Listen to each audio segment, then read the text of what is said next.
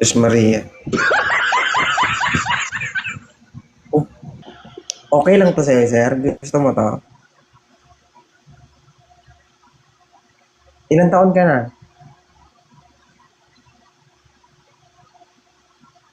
Oh. Hmm. Ano, ayaw mo magsalita? 35. 35. So, tanggap mo naman to.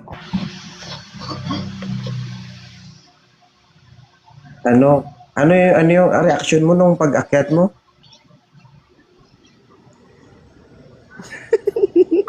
Kanina, pag-akyat mo, ano sabi mo?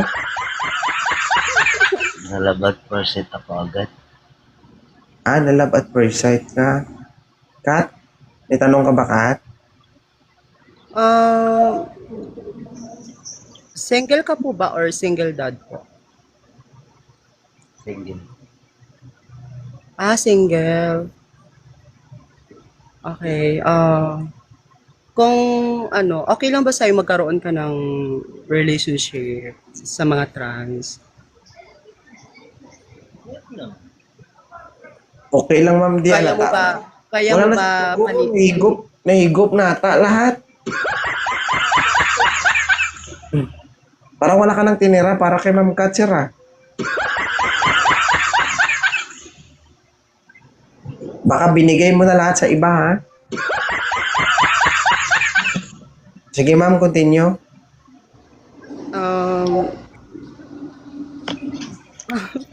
ano po yung love language mo kung sakali?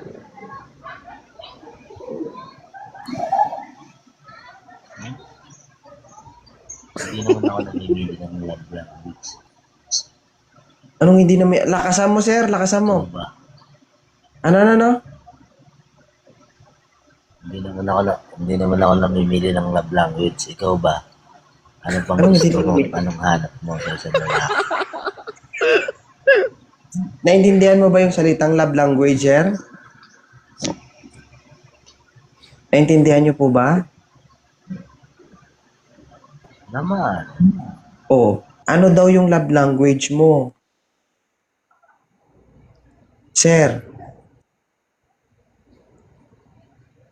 Na. Dumugo ang ilong sa love language. Assignment mo yan, sir, ha? Mag-research ka, love language, ganon. Na. Hindi daw siya namimili ng love language. Ha? Pinipili ba yon? Na.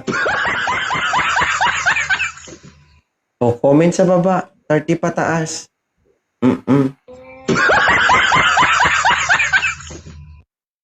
Pero okay sana yun, ma'am.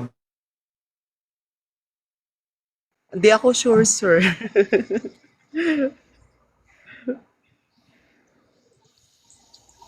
I think, guys, masarap magmahal si Ma'am Kat. Ano ba yung love language mo, ma'am? Physical touch po. Text na yun. Yung masimas yung gusto. Wala. Pabitawan ka nito. Manginig talaga tuhod mo. Wala. Physical touch eh. Ano ang pinakagusto mong hawakan sa partner mo? Siyempre, kamay po. Akala ko, Parang, siya, akala ko parang tintin. it's a sign of respect. Okay. Kamay lang, sure ka. Kamay, yeah. Mamaya mo, tintin, ha?